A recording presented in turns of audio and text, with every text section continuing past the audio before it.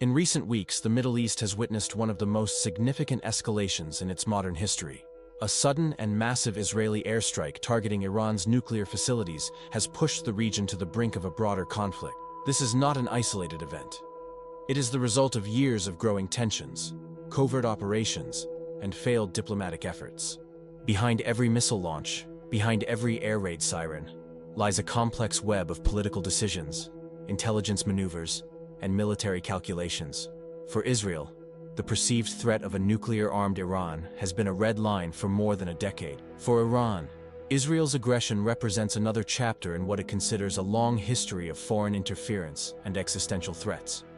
What happened over the last few days is not just a military exchange. It is a turning point with potential global consequences. In this video, we will present a detailed and factual analysis of the Israeli strike on Iran's nuclear program, Iran's immediate retaliation, the historical and geopolitical context behind this conflict, and the international reactions that are now shaping the next phase of this unfolding crisis. This is not about speculation. This is about verified events, strategic decisions, and their potential impact on global stability. Stay with us as we examine each layer of this confrontation. From the first fighter jet taking off, to the international diplomatic corridors now working urgently behind closed doors to prevent further escalation. The story begins here. The Israeli military operation against Iran's nuclear program was not a spontaneous act. It was the result of years of intelligence gathering, strategic planning, and internal deliberations among Israel's top political and military leadership. Sources within Israeli defense circles revealed that the mission was orchestrated primarily by the Mossad, Israel's intelligence agency, known globally for its covert operations. The planning phase reportedly involved detailed surveillance of Iranian nuclear sites, extensive satellite imaging, human intelligence on the ground, and advanced cyber operations targeting Iran's air defense systems. The scale of the attack was unprecedented in Israel's recent military history. Approximately 200 fighter jets were deployed in a coordinated sequence of 5 waves of airstrikes. Each wave had specific objectives. The first focused on neutralizing Iranian radar and air defense systems, creating safe corridors for the following attacks. Subsequent waves targeted critical infrastructure linked to Iran's nuclear development. The main sites struck included the nuclear facilities at Natanz and Isfahan, 2 of Iran's most heavily fortified and strategically important locations for uranium enrichment and nuclear research. In addition to hitting physical infrastructure, the operation also focused on eliminating key personnel.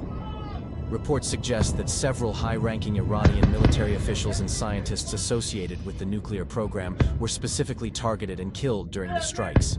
Israeli defense officials emphasized the mission's precision. According to official statements, all participating Israeli aircraft returned to their bases without suffering losses. This level of operational success highlighted Israel's technological advantage, air superiority, and the effectiveness of its intelligence apparatus.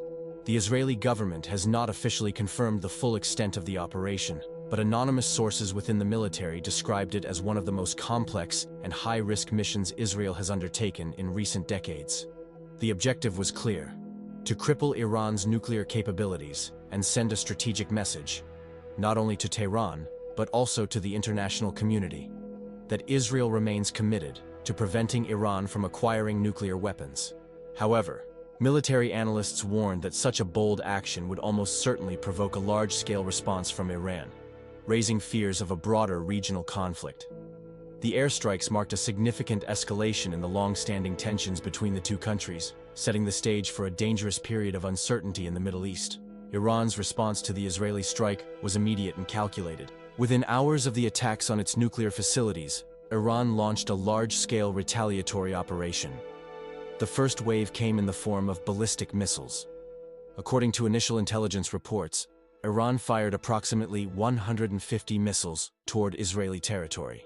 The primary targets included key urban centers and strategic locations, with Tel Aviv being one of the main focal points. Air raid sirens echoed across Israeli cities as residents rushed to shelters. The Iron Dome defense system intercepted a significant number of incoming missiles, preventing widespread destruction. However, several missiles did reach their targets, causing damage in residential and commercial areas of Tel Aviv and surrounding cities. The missile strikes were followed by an extensive use of unmanned aerial vehicles. Iran deployed dozens of drones, many of them armed in an attempt to bypass Israel's missile defense systems. These drones were programmed to strike specific targets, including military installations and infrastructure. Unexpectedly, several neighboring countries became involved in intercepting these threats. Jordan and Saudi Arabia, despite their complex relations with Israel, activated their air defense systems to shoot down drones crossing their airspace. This coordination, although unofficial, represented a rare alignment of interests in the region, focused on preventing the conflict from spreading beyond Israeli borders. Iranian state television broadcast footage of the missile launches, accompanied by official statements from government and military leaders. The most prominent came from Supreme Leader Ayatollah Ali Khamenei, who addressed the nation in a televised speech. His tone was stern and direct, promising that the RIDA international monitoring agencies report the scale and coordination of Iran's retaliation marked one of the international. The region remained tense, with military analysts warning that the situation could deteriorate rapidly if either side launched another major offensive. The current escalation between Israel and Iran is not an isolated incident. It is the culmination of decades of political hostility, proxy conflicts, and competing regional agendas that have shaped the Middle East's security landscape for generations. Iran positions itself as the leader of what it calls the axis of resistance. This alliance includes non-state actors and regional governments that share an anti-Israel and anti-Western agenda. Groups like Hezbollah in Lebanon, Hamas and Islamic Jihad in Gaza, and various militias in Syria and Iraq have long operated under Iranian influence, receiving financial support, military training, and strategic guidance from Tehran. However, in recent years, Iran's regional influence has faced significant challenges. The Syrian government, once a strong ally, has been weakened by more than a decade of civil war. Hezbollah has been stretched thin, both militarily and politically, facing growing internal criticism within Lebanon. In Gaza, Hamas and Islamic Jihad have suffered repeated military setbacks following Israeli operations. This weakening of Iran's proxy network comes at a time when Tehran finds itself increasingly isolated on the international stage. The United States has imposed severe economic sanctions, particularly after Washington's unilateral withdrawal from the Joint Comprehensive Plan of Action, JCPOA, in 2018 during the Trump administration. These sanctions have crippled Iran's economy, limiting its access to international markets and financial systems. In response to this isolation, Iran has doubled down on its nuclear program, increasing its uranium enrichment levels far beyond the limits set by the 2015 nuclear agreement. This defiance has further strained its relations with Western powers and heightened Israel's perception of an imminent nuclear threat. From Israel's perspective, Iran's nuclear ambitions are not just a regional concern, they are an existential threat. Israeli leaders, both past and present, have repeatedly stated that they will not allow Iran to develop a nuclear weapon. This strategic doctrine has shaped Israel's military planning for years. Historically, Israel has demonstrated its willingness to carry out preemptive strikes to neutralize perceived existential threats. The 1981 bombing of Iraq's Osirak nuclear reactor and the 2007 airstrike on Syria's Al-Kibar nuclear facility serve as precedents for Israel's proactive military doctrine. Geopolitically, this conflict is also intertwined with shifting alliances and rivalries across the Middle East. While many Arab nations have historically opposed Israel, the rise of Iran as a dominant Shia power has led to new, discrete alignments. Countries like Saudi Arabia and the United Arab Emirates, though publicly cautious, have quietly increased security cooperation with Israel in recent years, driven by their mutual concern over Iran's growing influence. The Abraham Accords, signed in 2020, marked a significant geopolitical shift, bringing formal diplomatic relations between Israel and several Arab nations. While these agreements were not directly aimed at Iran, they signaled a regional recalibration of priorities, with many Sunni-majority countries viewing Iran's expansionism as a more immediate threat than Israel's historical conflict with the Arab world. This complex geopolitical backdrop adds layers of risk to the current confrontation. Every missile fired, every retaliatory strike, and every political statement now has the potential to trigger broader involvement from other state and non-state actors across the region. The fear among analysts and diplomats is not just about direct conflict between Israel and Iran.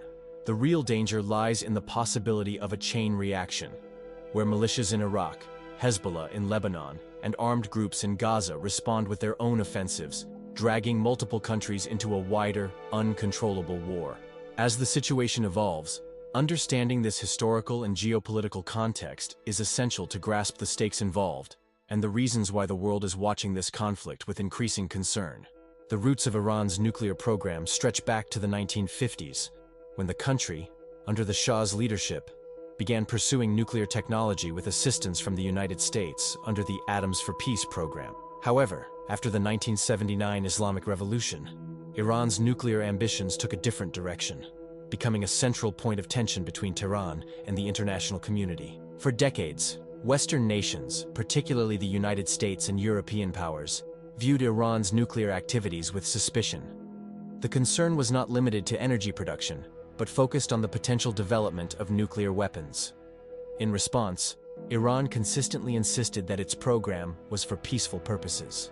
Despite these assurances, evidence gathered by international observers and intelligence agencies pointed to activities inconsistent with a purely civilian nuclear agenda. This growing mistrust culminated in a series of diplomatic efforts aimed at limiting Iran's nuclear capabilities.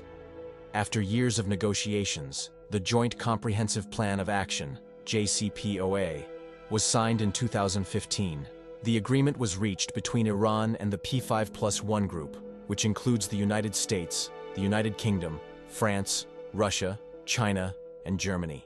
Under the JCPOA, Iran agreed to significantly reduce its stockpile of enriched uranium, dismantle a large portion of its centrifuges, and allow comprehensive inspections by the International Atomic Energy Agency, IAEA.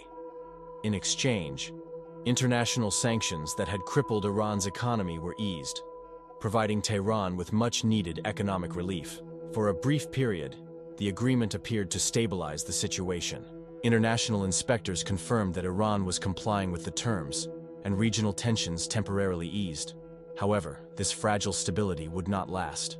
In 2018, the Trump administration announced the unilateral withdrawal of the United States from the JCPOA, arguing that the deal was fundamentally flawed and failed to address Iran's ballistic missile program and its regional military activities. The reimposition of harsh economic sanctions followed, targeting Iran's banking, oil, and trade sectors.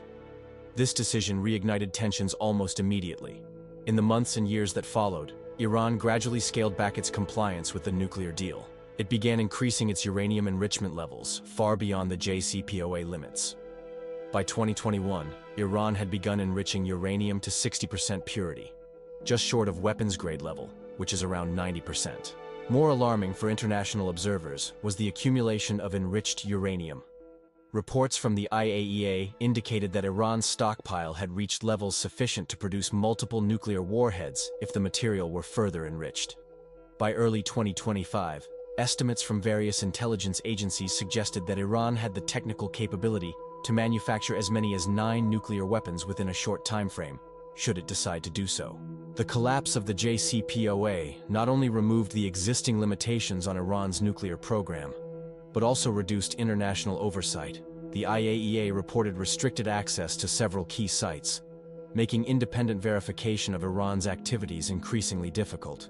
Israel, which had always been critical of the JCPOA, interpreted Iran's nuclear advancements as an existential threat. For Israeli leaders, the rapid acceleration of Iran's enrichment levels and the shrinking breakout time, the period needed for Iran to produce a nuclear weapon, crossed multiple red lines.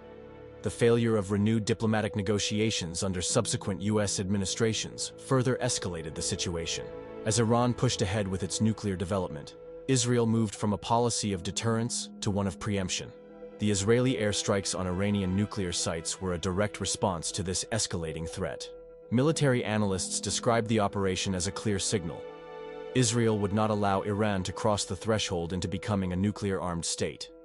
But by choosing this path, both nations now stand at a dangerous crossroads. The destruction of nuclear facilities may slow Iran's program temporarily, but the political fallout and Iran's determination to rebuild, perhaps in even greater secrecy, could push the region toward prolonged instability. The end of the 2015 agreement not only marked the collapse of a major diplomatic achievement, but also ushered in a new era of uncertainty, where military action, rather than negotiation, now appears to dominate the strategic calculus on both sides. The Israeli strikes on Iran's nuclear infrastructure and Iran's swift retaliation have sent shockwaves through the international community. Diplomatic channels across the world have been activated at an unprecedented scale as governments, international organizations, and regional powers attempt to assess the situation and prevent further escalation. The first and most immediate responses came from global powers with vested interests in the region. China issued a formal statement condemning Israel's unilateral military action, characterizing it as a violation of international law and a threat to regional stability. Beijing, which has maintained close economic and strategic ties with Tehran, called for an emergency meeting at the United Nations Security Council. Chinese officials stressed the need for diplomatic solutions and warned that further escalation could disrupt global trade routes, especially those tied to oil and energy supplies. Russia, another key ally of Iran, also responded sharply. The Russian Foreign Ministry labeled the Israeli attacks as aggressive and irresponsible. Moscow demanded a ceasefire and criticized what it described as Western complicity in destabilizing the Middle East. Behind closed doors, Russian military officials reportedly increased surveillance activities in the region, closely monitoring U.S. and Israeli troop movements. Oman, known for its historical role as a neutral mediator between Iran and the West, expressed deep concern over the situation. The Omani government called for restraint on all sides and offered to host emergency negotiations in Muscat to de-escalate tensions. The United Nations responded with urgency. The Secretary-General condemned the violence from both sides and called for an immediate cessation of hostilities. A special session of the Security Council was scheduled, where member states debated resolutions aimed at halting further military action. However, deep divisions among permanent members, particularly between the US, Russia, and China, made consensus difficult. In the Arab world, reactions were mixed and, in some cases, contradictory. Saudi Arabia and Jordan, despite their involvement in intercepting Iranian drones during the retaliation phase, issued carefully worded statements. Both nations called for de-escalation, but stopped short of openly criticizing Israel or Iran, reflecting their delicate positions within the region's complex web of alliances and rivalries. Saudi Arabia, in particular, faces a geopolitical dilemma. On one hand, it has sought to normalize relations with Israel through back-channel diplomacy, motivated by a shared concern over Iran's regional ambitions. On the other, Riyadh must balance this with domestic public opinion and its leadership role within the Islamic world. Jordan, geographically closer to the conflict, remains concerned about spillover effects. Amman has reinforced its border security and raised its military readiness level, anticipating the possibility of Iranian proxy groups attempting to target Israeli interests via Jordanian territory. European nations, including Germany, France, and the United Kingdom, expressed grave concern. These countries, all signatories of the original 2015 nuclear deal, emphasized the need to return to diplomatic negotiations. They urged both Israel and Iran to exercise restraint and warned of the catastrophic humanitarian consequences of a full-scale war.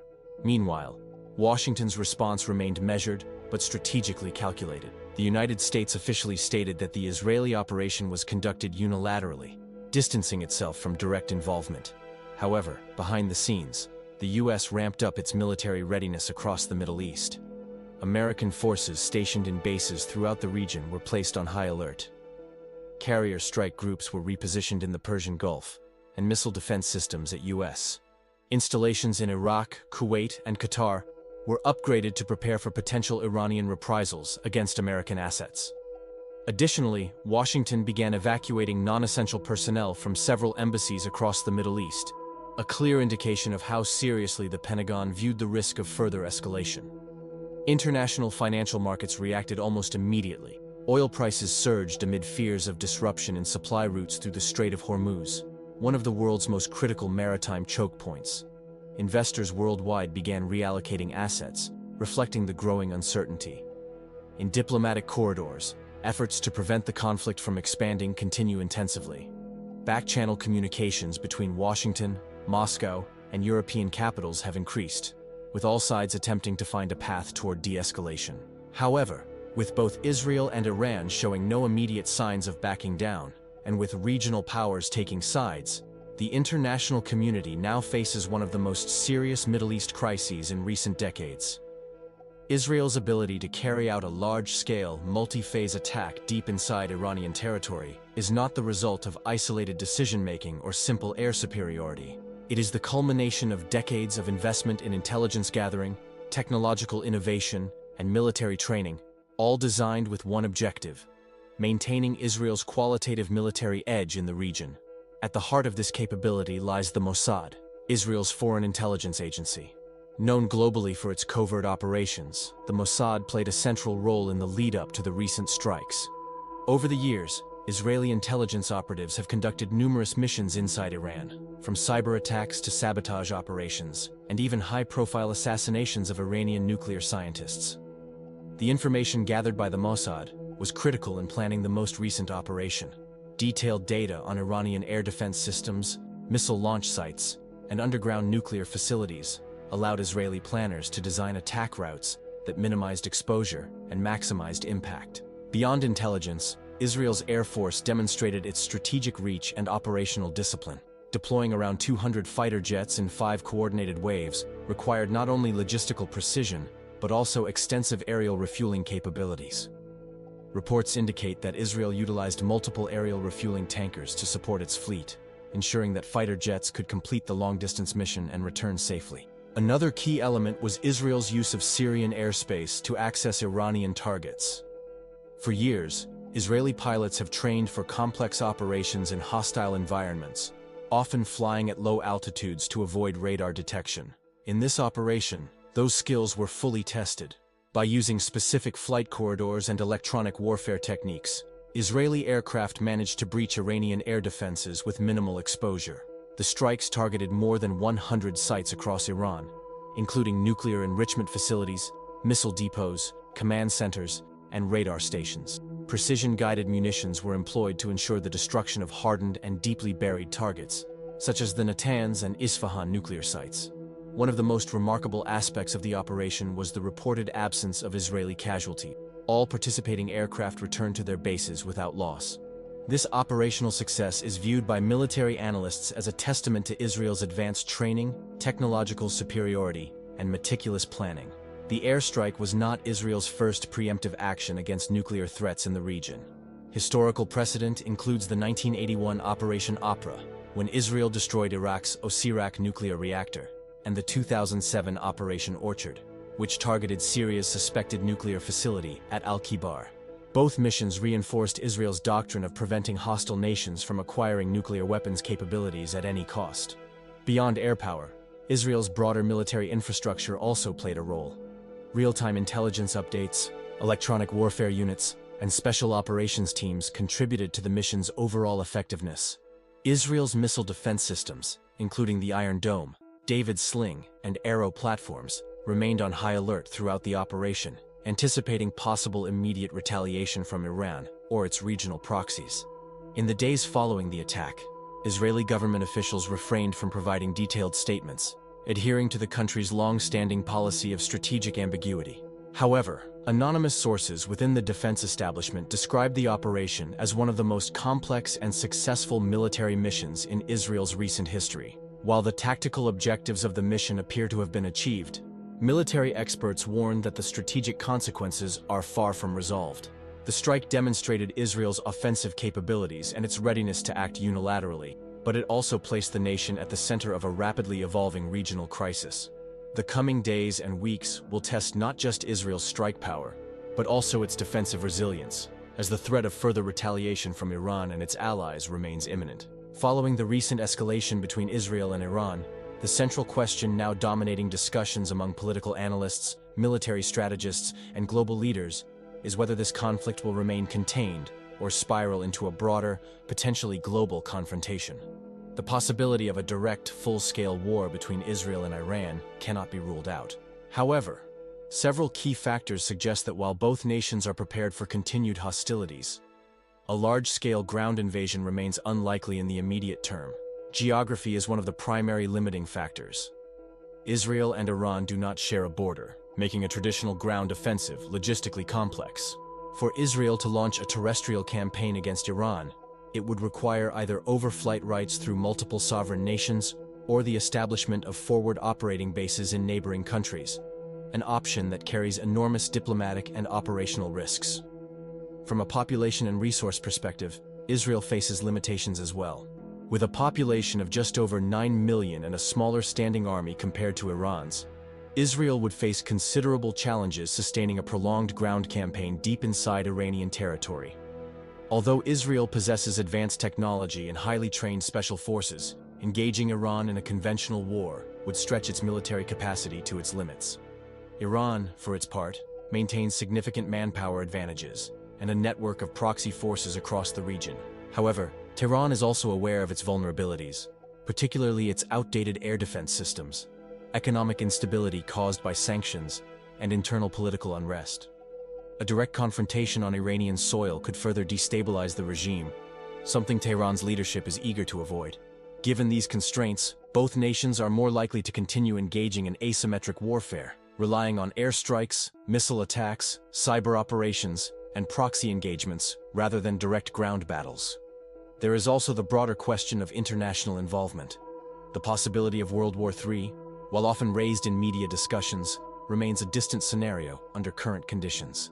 For a global conflict to materialize, multiple superpowers would need to be drawn into direct military confrontation, a scenario that neither Washington, Moscow, nor Beijing currently appears willing to entertain. However, the risk of regional escalation is very real. Iran could mobilize its proxy forces in Lebanon, Syria, Iraq, and Gaza to open multiple fronts against Israel. Hezbollah, with its estimated arsenal of over 100,000 rockets, represents a particularly serious threat on Israel's northern border.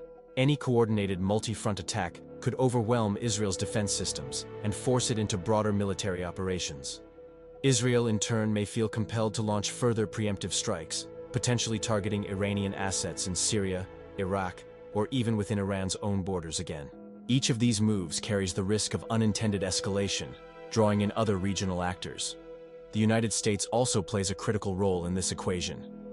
While Washington has distanced itself from direct involvement in Israel's most recent strikes, it has publicly committed to defending its troops and assets in the region if attacked. Any Iranian aggression against American military installations could trigger a U.S. response, instantly broadening the conflict. Additionally, there's the ever-present risk of miscalculation. With multiple militaries operating in close proximity, the chances of accidental engagements, misunderstood signals, or rogue actions by non-state actors increase dramatically. Economic factors further complicate the picture.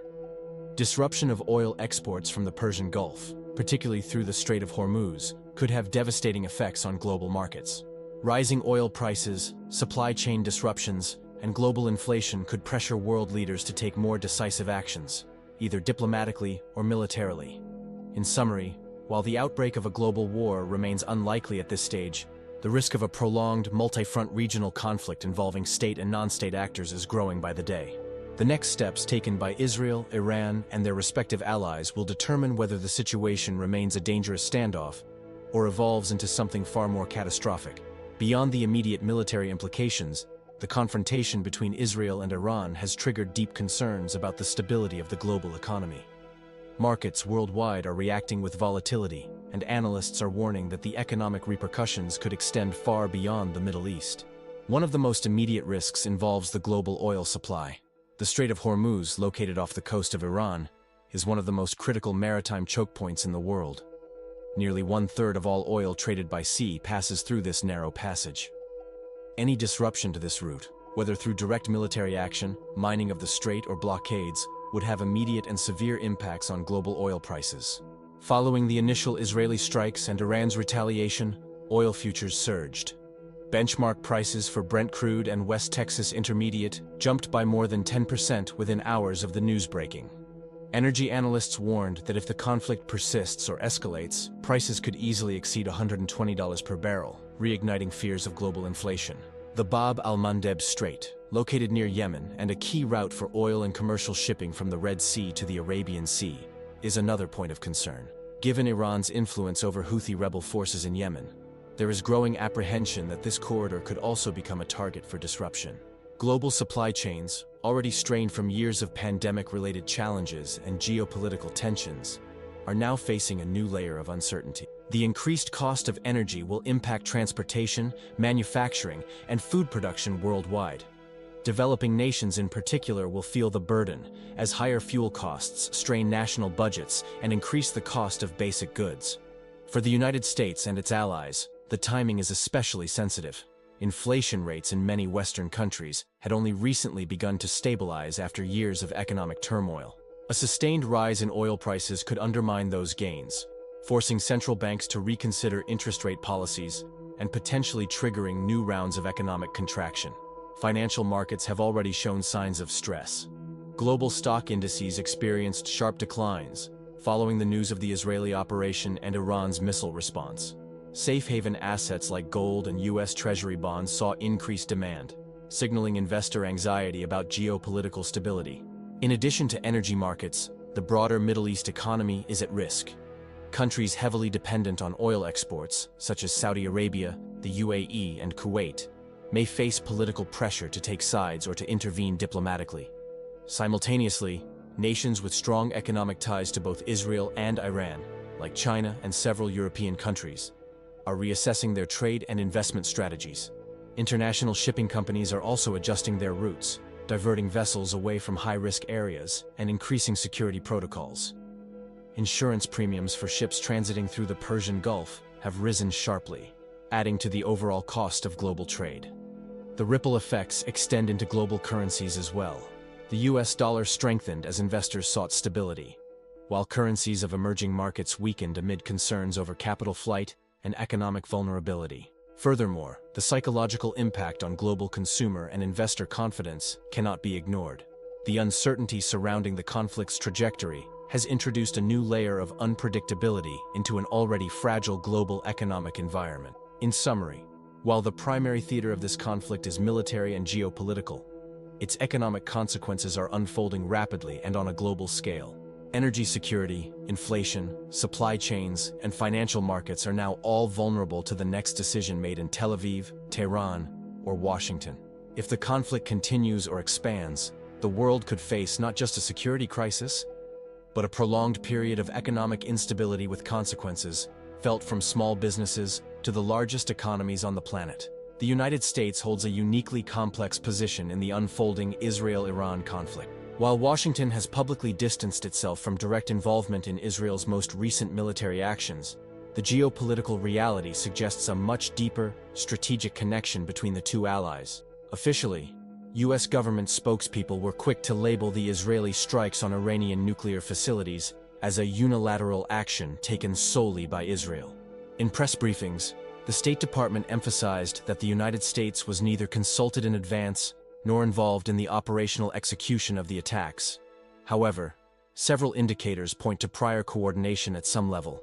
Intelligence sources reported that, days before the strikes, the United States began a partial evacuation of its diplomatic staff from embassies across key locations in the Middle East, including Iraq, Kuwait, and the United Arab Emirates. These precautionary measures suggest that Washington had foreknowledge of the possibility of imminent military escalation. Additionally, U.S. military assets in the region were quietly repositioned. Carrier strike groups were moved closer to the Persian Gulf, and air defense systems at American bases across the region were upgraded to a higher alert status. Satellite reconnaissance and electronic surveillance in Iranian airspace also reportedly increased in the days leading up to the Israeli operation. Politically, the Biden administration now faces the delicate task of balancing its long-standing alliance with Israel against the risk of becoming entangled in a broader regional war. While publicly urging restraint from both sides, Washington has reaffirmed its commitment to Israel's security. Senior U.S. defense officials have stated that any attack on American personnel or assets in the region would trigger an immediate and forceful response.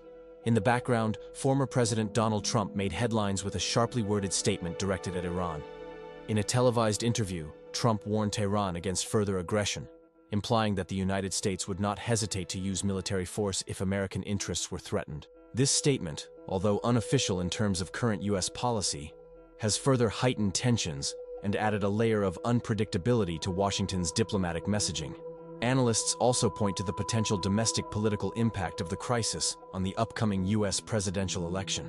With national security now dominating headlines, both major parties are adjusting their campaign strategies. For the Biden administration, The challenge lies in demonstrating strength without being drawn into an open-ended Middle East conflict. For Trump and other Republican figures, the situation offers an opportunity to criticize current U.S. foreign policy and advocate for a more aggressive stance against Iran. Beyond politics, the Pentagon has reportedly developed several contingency plans for rapid deployment of additional forces to the region if the conflict escalates further. These plans include increased air patrols, naval presence in the Persian Gulf, and reinforcement of missile defense systems in allied countries like Saudi Arabia and Jordan. Diplomatically, the United States continues to engage with European allies, as well as with Gulf states, in an attempt to prevent further escalation. However, with Iran signaling its readiness for continued retaliation and Israel remaining on high military alert, the margin for effective diplomatic intervention appears to be shrinking. Furthermore, Washington faces the strategic dilemma of how to balance deterrence with de-escalation. Any direct U.S. military engagement with Iran could risk drawing Russia and China into the conflict, either through political alliances or by proxy. Both Moscow and Beijing have already issued strong condemnations of the Israeli strikes and have warned against further Western military involvement in the region. In summary, while the United States has not yet entered the conflict militarily, its role remains central to the crisis. Its strategic decisions over the coming days and weeks will be critical in determining whether the situation stabilizes or spirals into a wider regional confrontation with global consequences. The recent confrontation between Israel and Iran marks one of the most serious escalations in Middle Eastern geopolitics in recent decades. What began as a targeted airstrike on Iran's nuclear infrastructure has rapidly evolved into a multi-layered conflict with military, economic, and diplomatic repercussions far beyond the region. Israel's operation demonstrated a high level of intelligence coordination, military precision, and strategic intent. Its ability to neutralize critical Iranian nuclear sites without suffering operational losses sent a clear message about its defense capabilities and its willingness to act unilaterally when it perceives existential threats. Iran's retaliation, through ballistic missile attacks and drone warfare, showcased its determination to respond forcefully to external aggression, leveraging both its conventional arsenal and its regional influence. The involvement of neighboring countries like Jordan and Saudi Arabia in intercepting Iranian drones further complicated the regional dynamics. Internationally, the reactions have been swift and varied. While global powers like China and Russia condemned Israel's actions, Western nations called for restraint and immediate de-escalation. The United Nations remains engaged, but diplomatic solutions seem distant given the current levels of hostility and mistrust. Economically, the conflict has already begun to destabilize global markets.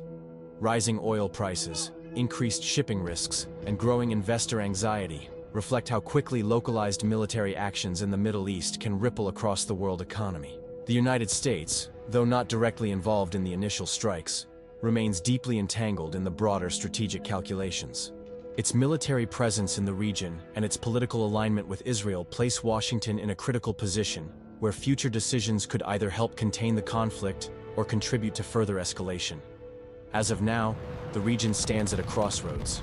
The coming days and weeks will determine whether this confrontation will remain contained within calculated military exchanges or evolve into a larger regional war with unpredictable consequences. Diplomatic channels remain open, but tensions continue to rise. World leaders, military analysts, and millions of civilians across the region and beyond are watching, waiting, and hoping that decisions made behind closed doors will prevent the worst-case scenario. History has shown that conflicts in the Middle East rarely remain isolated. The question now is simple, but urgent. Where does this end?